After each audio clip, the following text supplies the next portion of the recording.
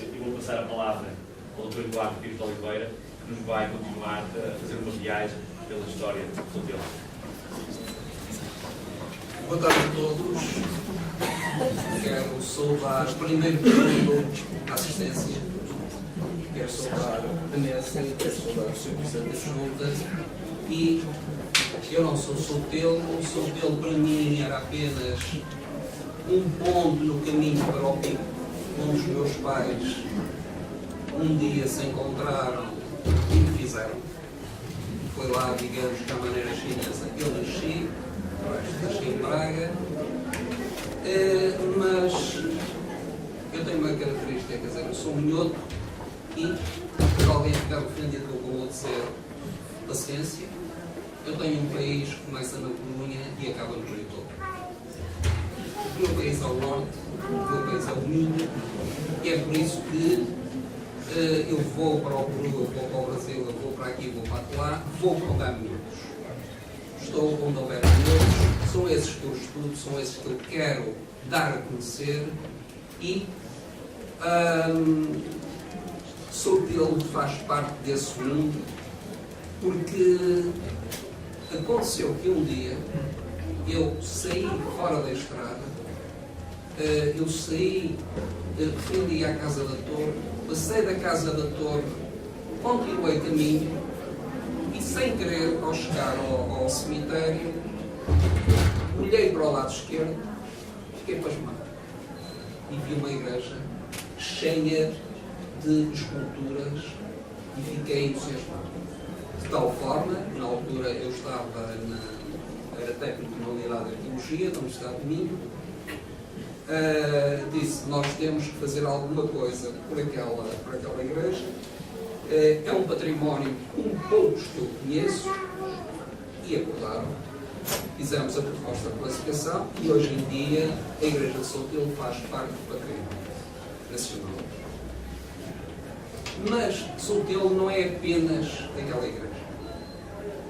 Sotelo é muito mais, há muito mais coisas que eu conheço, coisas que eu não conheço, coisas que vocês conhecem e que aquilo que eu vou passar agora é apenas um ponto, um fio d'água, estes abreios que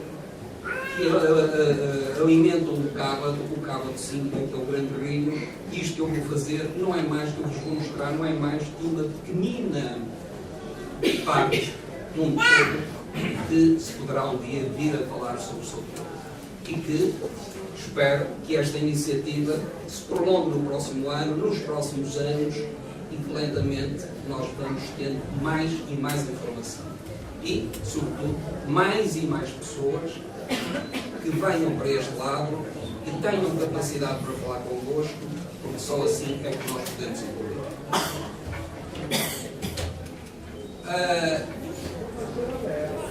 Dizer que Sotelo começa por Pelourinho não é verdade. O Dr. Souto Moura já provou que remonta ao tempo, pelo menos ao tempo, em que era apenas um dígito para numerar o século.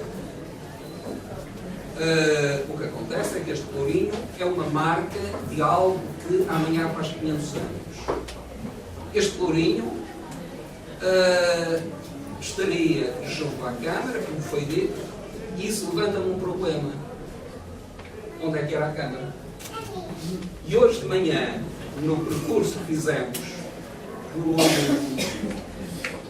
pela freguesia, ficou já combinado um destes dias virmos cá, irmos ao lugar do Lourinho e vamos bater aquilo tudo, a ver se conseguimos encontrar um edifício que seria um edifício muito simples, porque estes concelhos eram muito pequeninos, não tinham grandes, não tinham capacidade para ter uns edifícios de vulto, mas vamos ver se conseguimos encontrar o sítio da Câmara e se ainda existe alguma estrutura, algum resto, em alguma habitação que nos permita conhecê-la. Como disse o Dr. Souto Moura muito bem, ainda bem que esta peça está ali na Casa da Torre, possivelmente levada para lá pelo Rocha Pares, um homem que no século XIX veio de Viana, casou com uma gente da casa e ele foi para o reino, ele foi deputado, ele foi o governador civil de Braga, deve ter, por qualquer razão, conseguido levar para lá, que pode ter visto que ele estava a perder, que poderia ser deteriorado, podia ser partido, etc. E o vão para lá. Ou então, outra hipótese que eu ponho é, na altura da República, em que aconteceu muito medo da parte eclesiástica em relação à República. Por exemplo, o arquivo da paróquia foi levado para a Casa da Torre, para o Rocha Pares. Daqui a uns anos, o Dr. Mário Garcias, o fenômeno, dizendo: Eduardo, queria falar contigo, tenho aqui uns papéis. E eu perguntei: tens papéis de quê? Tenho papéis velhos. Eu perguntei: são os papéis da paróquia? É o arquivo paroquial. Ele: parece-me que sim. É claro, vou andar à procura disso há uns anos. O que aconteceu foi o que aconteceu também, por exemplo, na Covilhã, em que o arquivo da Confraria da Boa Morte, que tem aquele conjunto escultórico fabuloso, das coisas mais espantosas deste país, na altura da República, temendo que desaparecesse, levou-se para a casa particular e depois ficou lá. Neste caso, na Covilhã, por partilhas, viemos a descobrir que por volta de 1990, em muitos, ou já 2000, ia estar em esta pública no Ribatejo.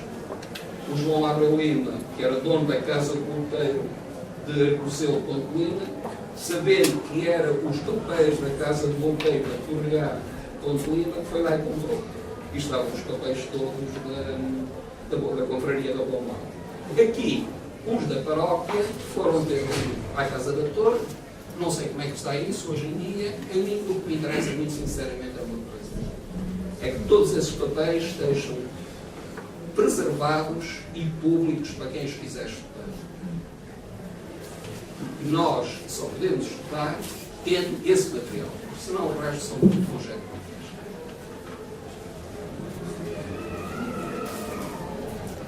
Sotelo tem duas casas particulares. Não temos as datas, uma mais antiga que outra.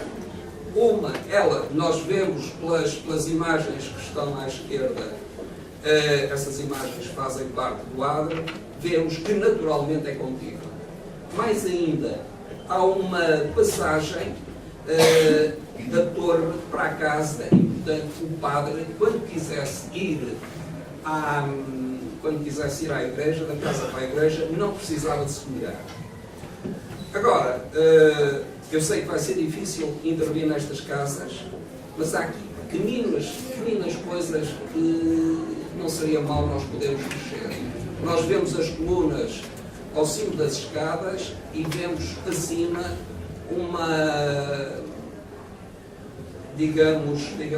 vemos ali uma construção entre as colunas e o telhado que é de cimento. Desfeia. Estas casas são extraordinariamente bonitas, são casas que podem remontar ao século XVI, perfeitamente, mas também podem ser do século XVIII, porque a arquitetura não mudou muito. A casa ao fundo, pelas janelas sobre o quadrado e pequenas, parece-me bastante antiga, talvez mais antiga que outra. A Casa da Torre é a casa por excelência.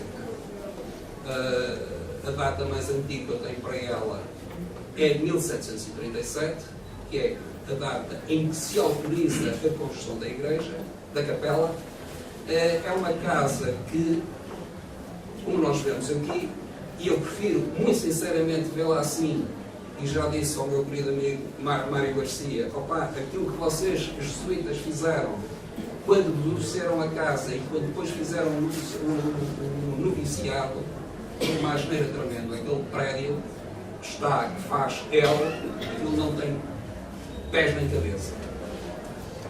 É uma bizarra horrenda. E o que nós vemos É uma casa belíssima, é uma casa com torre, uma casa, ou seja, uma construção ao lado que tem mais um piso do que a restante, e a torre é um símbolo medieval de poder, porque era muito difícil construir em altura nesta zona, e além disso, a torre era algo que permitia ver à volta e eventualmente defender-se.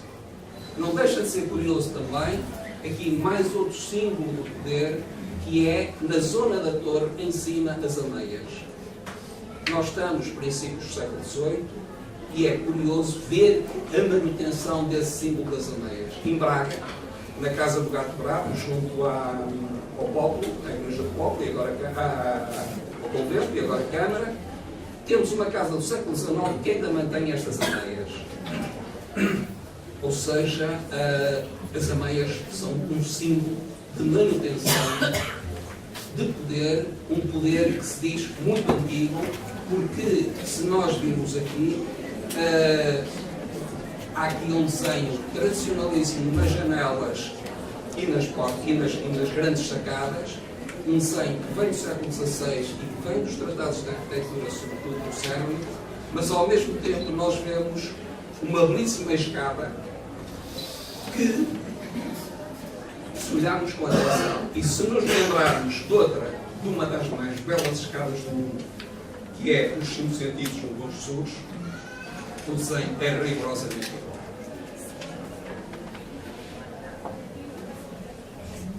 E a capela, que é a capela da casa, capela que eu não percebo o que é que se fez, porque para se fazer uma capela particular era preciso várias condições. Uma era estar-se num sítio em que, para se levar a extrema unção, houvesse um rio caudaloso que poderia fazer com que o padre e o seu ajudante, ao atravessar o rio, os fizessem cair e os santos óleos perdiam-se na água. E isso seria sacrilégio. Ou então, se estivesse muito longe da igreja, era para a família poder ir à igreja. O que acontece é que quem faz o pedido para a capela é um conde. Talvez por essa razão conseguiu fazer a capela tão próximo da igreja. Mas esta capela tem mais uma característica extremamente importante. Na década de 70 do século XVIII, quando se vai refazer a igreja, e nós daqui a bocadinho vamos falar dela, é esta que vai servir de igreja paroquial. A igreja teve em obras cerca de 10 anos, numa das fases, e é aqui que o padre vai rezar a missa.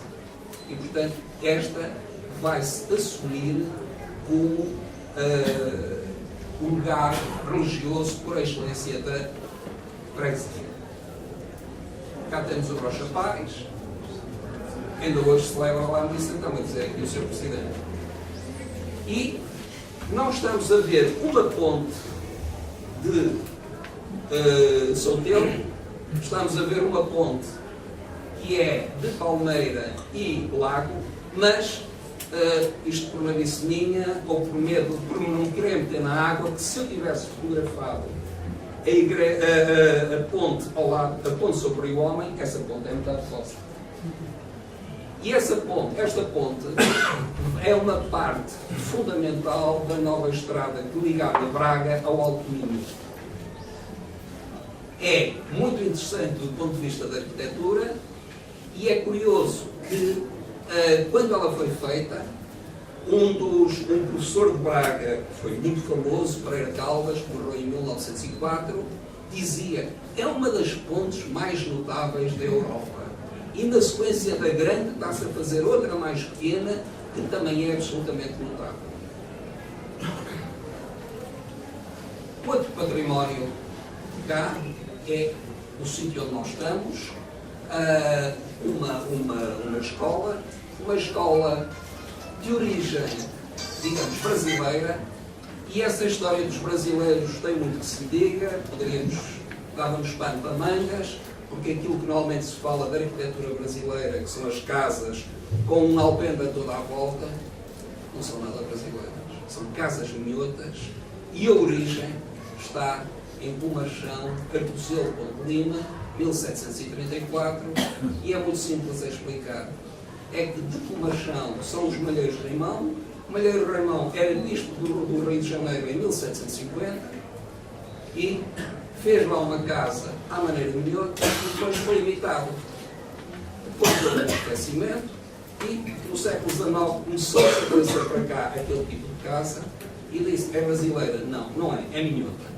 Nós temos é que saber ir às origens e não deixar perder o caminho. Aqui, esta escola faz parte de um conjunto de uma série de outras, como a Aglomar Praga, a Pedral e muitas outras, em que o dinheiro brasileiro, alguém que foi para cá, para lá, depois voltou, um torna-viagem, voltou enriquecido, um Manuel Faria, e construiu uma peça que não deixa de ser interessante, mas em que, como é costume, ora, como é que se faz som?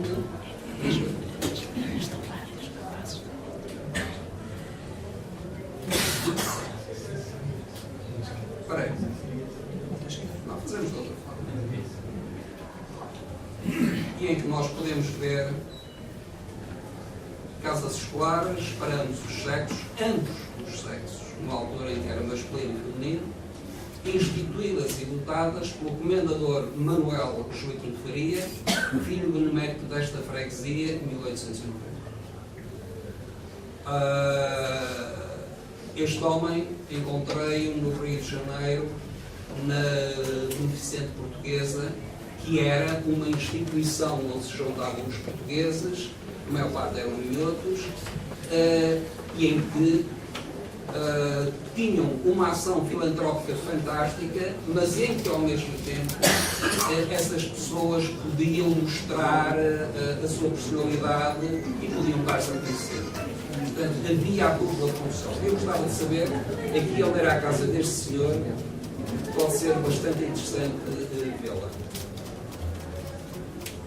E um tipo de arquitetura muito menos interessante, sem dúvida, mas mesmo assim interessante, que é a dos anos 50, na casa ali ao lado do museu.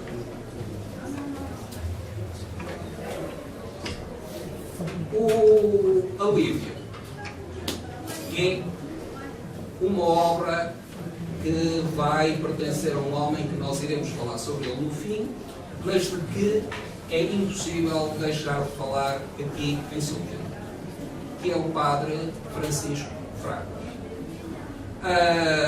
Francisco Fraguas, por volta de 1792, estava doente, estava muito doente, curou-se com Nossa Senhora, não era normal, curou-se. Se curou, como se curou, ele pegou em dinheiro, ele tinha bastante dinheiro, e pediu autorização ao bispo, ao arcebispo, para fazer uma capela no lugar da igreja.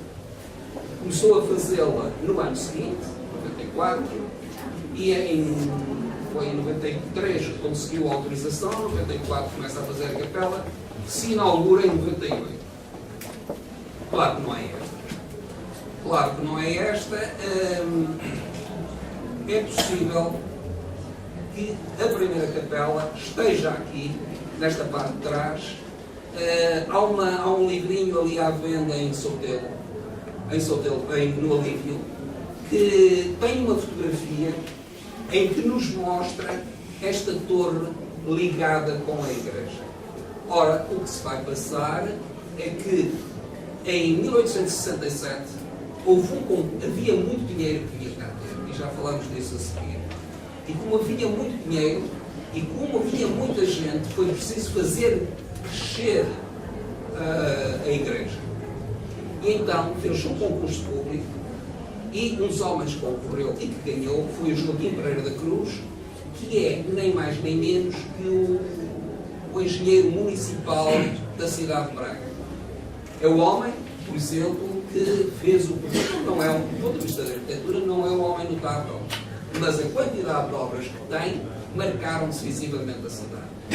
De 1865 a 1882 é ele que faz tudo em Braga. Por exemplo, o edifício da Arcada é um projeto. O conjunto do cemitério com a igreja é um projeto. Mas ele também projeta para fora de Braga, e a igreja de São Pedro, no Toural, portanto, no centro de Guimarães, e estamos a ver sítios importantes das cidades, ele vai intervir. E aquele projeto é dele. E ele aqui faz o projeto da segunda igreja de São Pedro, do Olivo. Diga? Da Joaquim Pereira da Cruz. Que não tinha nada a ver com um Custódio Pereira da Cruz, que foi presidente nos anos 50, o que é curioso. Eu pensei que teria a haver alguma ligação, mas não, porque este homem veio de Lisboa.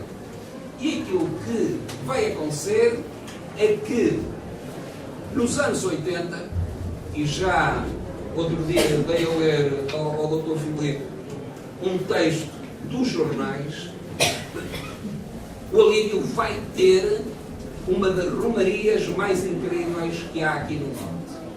E se há romaria, meus amigos, há pancadaria. Porque o homem, se não vinha com o seu varapau, era como se tivesse vindo.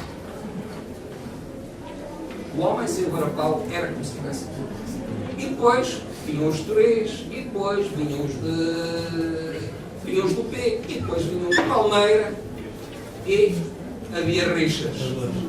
Rixas por causa das mulheres, rixas porque nós é que somos os bons, etc.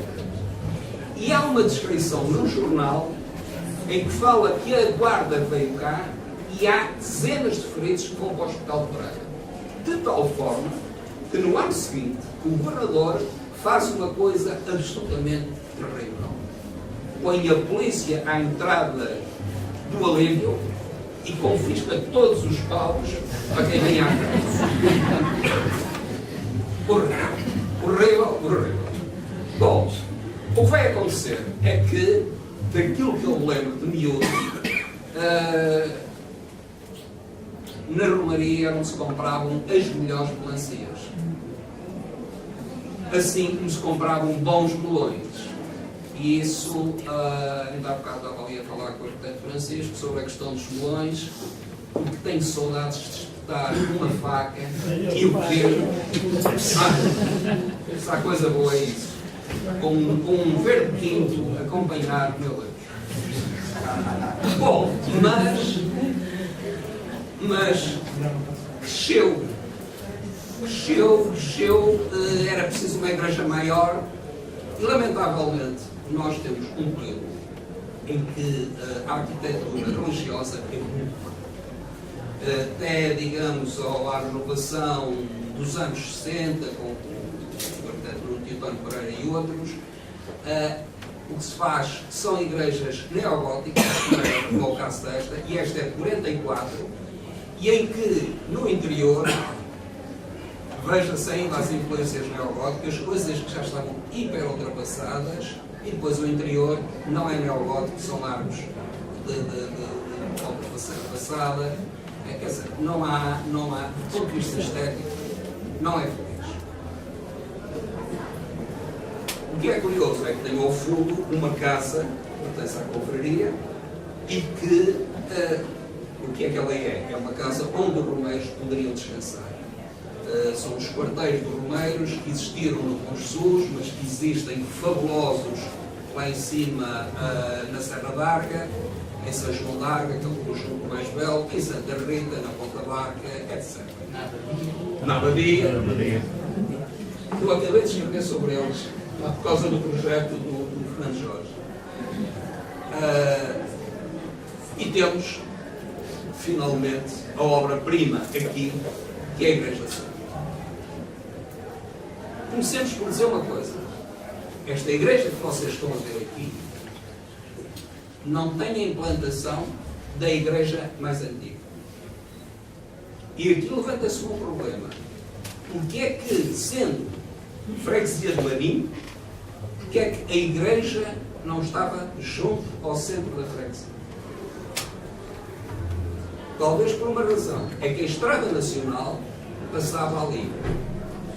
A Estrada Nacional vinha de Palmeiras, ia à praia fluvial E como é que se chama o lugar da praia fluvial? Barco. Barco. Que havia a barca de passagem, que era lá. E vinha dali e passava na igreja. E quando, e agora desculpem, vou à cábula também, quando se vai tentar refazer a igreja, e a primeira autorização para refazer a igreja é 58, mas só na realidade se avança em 71, vai acontecer uma coisa. Nós sabemos que as igrejas, do ponto de vista canónico, a capela mor está a nascente e a porta está a poente, ou seja, o sentido da igreja é o sentido do caminho do sol. Isto é o normal. Mas, por exemplo, no século XVI, há um arquiteto e um teórico, Pietro Catanel, que diz: quando se faz uma cidade, a igreja deve estar no ponto principal para ser vista, para ser dominante. E não há dúvida que a igreja era o edifício principal, assim como o padre era a personalidade, ou a mais, ou uma das mais importantes de cada terra. E o que vai acontecer é que, sendo esta igreja normal, como se vai refazer, porque o padre Manuel Fraga, o Francisco Fragas, achou por bem que esta igreja já não servia, era pequena, e porque deveria ser uma igreja medieval, já não era moderna, e nessa altura o moderno é muito importante. Ele faz um acordo com os fregueses refazem a torre e a capela mor, e ele faz a expensas próprias a fachada. E ao refazer isto, ele põe a igreja ao contrário. Ele vira a fachada para nascente, porque era ali que passava a estrada. Portanto, faz perfeitamente sentido. Em Braga isso aconteceu, na Igreja da Cividade, que em 1791 é virado ao contrário.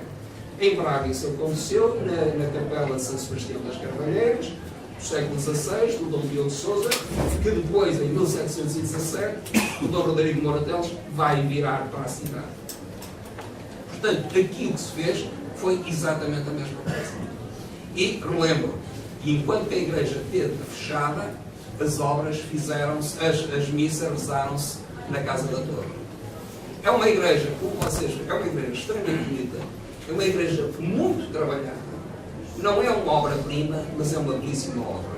Sobretudo a linha da cornija, gosto muito desta linha de cornija, muito brincada, muito festiva, muito alegre, assim como a porta, eu pensei aqui uma imagem da parte superior da porta, onde se sente a influência do André Soares, onde se sente a influência da Casa Rolão, onde agora está a livraria Centésima Página. Aquela cornija saliente. Claro, não é tão saliente como em Braga, não. Mas em Braga também era outra cidade, não estávamos numa aldeia, porque nesta altura, embora as pessoas andassem muito, 5 km era uma distância muito grande. Mas é uma belíssima peça. Ainda ontem estive com uns amigos do Porto, lá, e vieram dizer: isto parece tem reminiscências do André Soares. Sim, há um certo amor. Em 76, aliás, o corpo da igreja, quer dizer, as obras são vencidas, assim como o Ou seja, todo aquele conjunto de imagens que falaremos daqui a bocadinho, sabemos que são dessa data. Imagens que nós vemos que percorrem todo o adro, uma igreja que está dentro dos cânones do que se fazia então. Agora esta está com as iluminações, mas dá para perceber que por trás há todo um trabalho rococó aqui nesta zona, e depois há umas cornichas trabalhadas, que é uma influência sobretudo da Igreja dos Congregados em Braga. No interior vamos ter uma secretária toda deste período, possivelmente, eu tenho aqui outra imagem, possivelmente por volta de 1782, 81, que é quando a igreja é inaugurada, e possivelmente não tenho dados que me permitam ter as certezas, mas olhando para este tratado, olhando para Passos de Sousa, para o Mosteiro Beneditino de Passos de Sousa, eu digo que é muito seguro.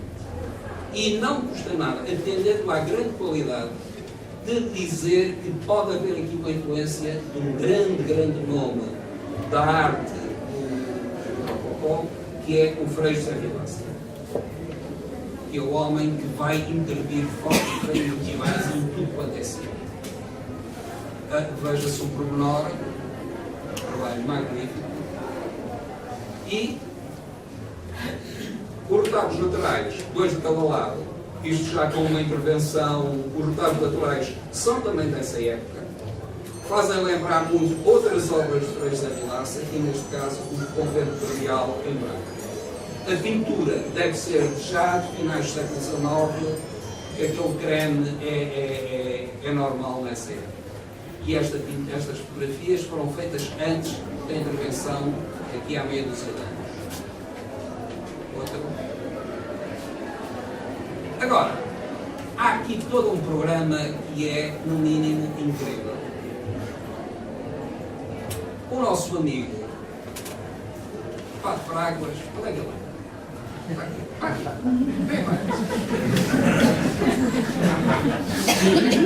Uma salva de palmas.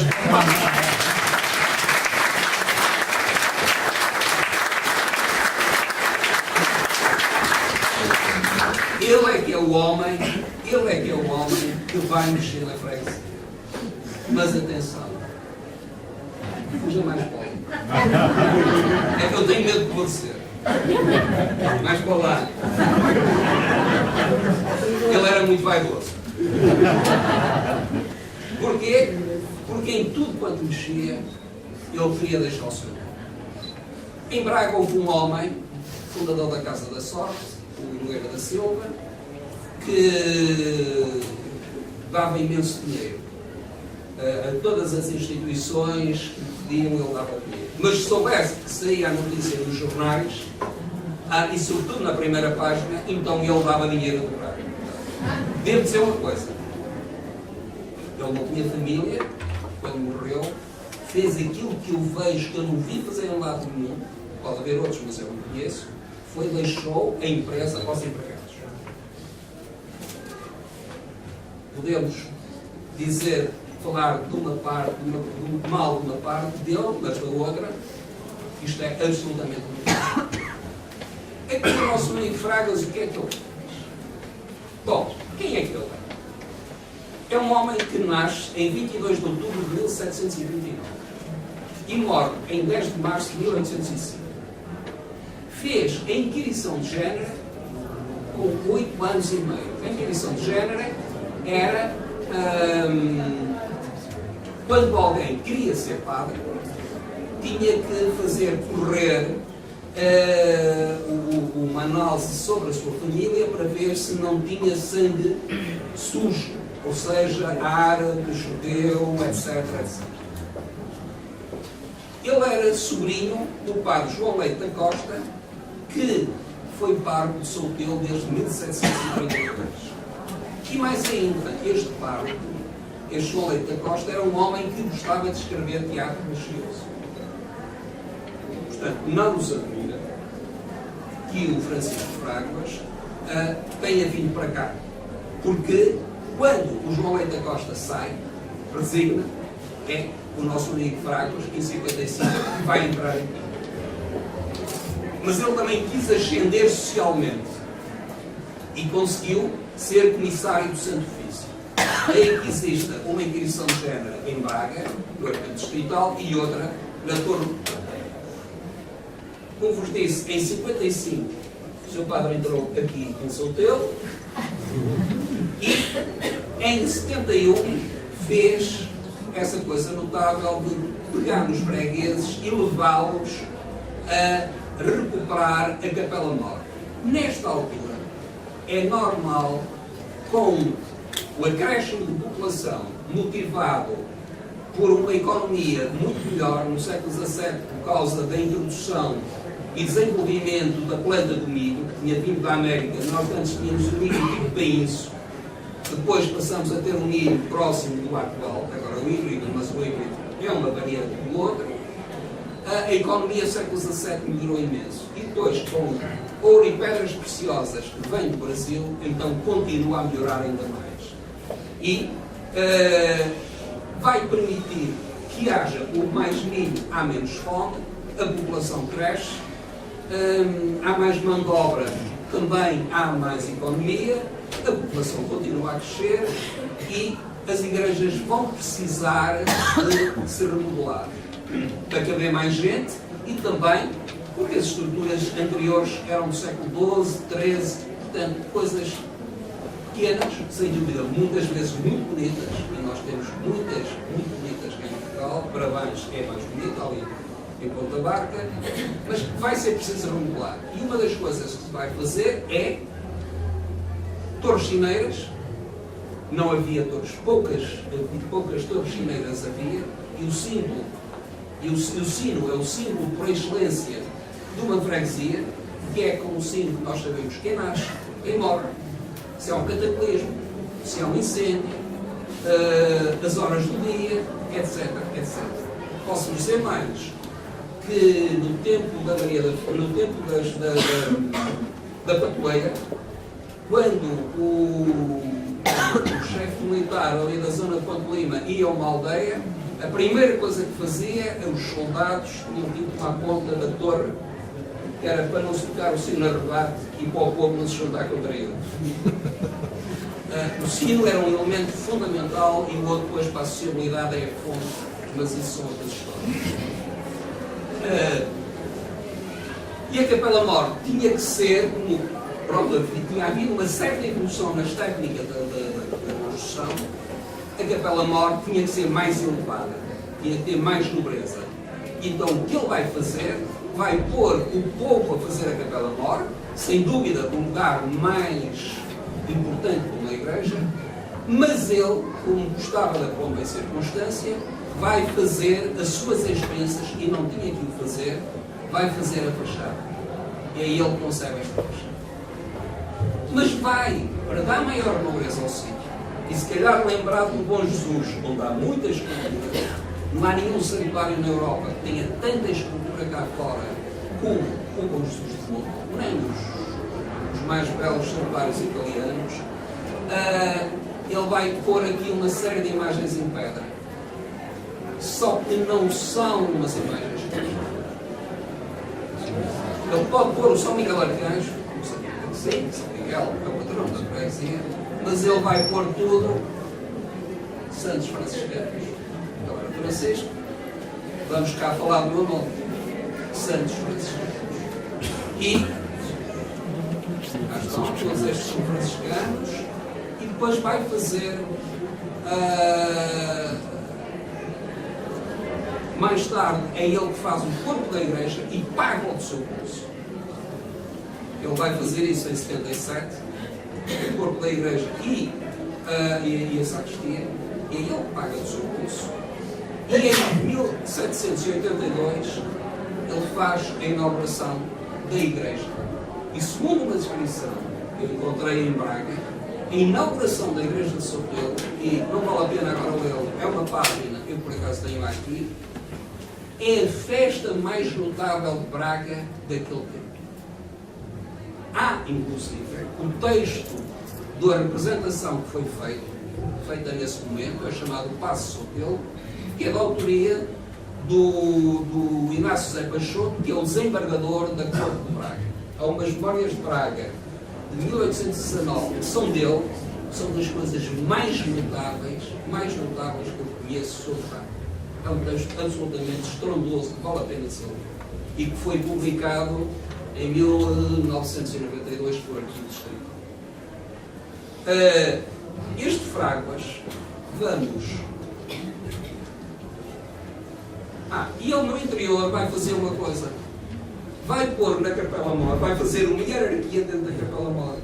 Vai pôr os santos mais importantes da Igreja, das ordens religiosas, o São Domingos e o São Bento, salvo erro, um de cada lado, e para o corpo da Igreja mandam os outros santos menores. Ele vai remodelar, nós temos uma descrição como era o interior da igreja em 1758. Temos outra após a descrição, após a inauguração da igreja, quando se fez o topo, e vemos que ele mexeu também do ponto de vista das imagens. E cá temos o homem, que está na sacristia. Eu pergunto-vos, quantas são as freguesias neste país que têm um retrato a óleo, fotografia há muitas, um retrato a óleo do século XVIII, do padre da sua freguesia? Se calhar uma, se calhar solteiro. Agora, porque é que está lá? Porque ele quis mostrar-se. Era este homem. E mais outra característica absolutamente incrível é o poço. E se nós formos a ver, o que é que diz aqui? 1775, Padre Fragos. Era bem doce que chegasse. Não é preciso falar. E a parte, para mim, é mais incrível. Todas as igrejas têm uma porta lateral ou duas, uma virada a norte, outra virada a sul. Não conheço, já entrei em centenas de igrejas, centenas, não conheço nenhuma igreja por cima da porta lateral tenha um pequeno altar. Só solteiro. Quem é este santo? São Francisco. São Francisco. Ou seja, todo o povo da freguesia, quando saía ou entrava, e muitas vezes a porta principal só se abre para os enterros ou para os casamentos, todo o povo da freguesia que entrava ou saía debaixo da sua patinha. Eu quero, eu posso, eu mando, mas não posso deixar de ser outra coisa. É que a freguesia era pobre e ele não gostava de ver a freguesia incumpridora, não gostava de ver que na igreja não houvesse dinheiro suficiente para a lâmpada, para o azeite do Santíssimo Sacramento, para isto, para aquilo. E então ele próprio, em 1790, deu 400 mil reais, um valor. A renovação da Capela Maior e a torre custou quase isso. Portanto, um valor à igreja para se pôr a render a juro, e antes o juro era 5%, e o Estado ia buscar 27 ou 28%, como vai agora. Portanto, dava um dinheiro certinho para os fregueses pobres não serem obrigados a pagar à igreja e para a igreja nunca estar em mal. E depois institui uma série de obrigações para o que cada um deveria dar na conformidade daquilo que ganhava e o que os que viessem de fora deveriam pagar. Mas ao mesmo tempo este era um homem organizado. E em 1798, 1802, refez-se o inventário da freguesia, o tom da freguesia. Há bocado vi o 1713, no arquivo distrital de Braga está o 1798, 1803. Como custava dinheiro a rodos.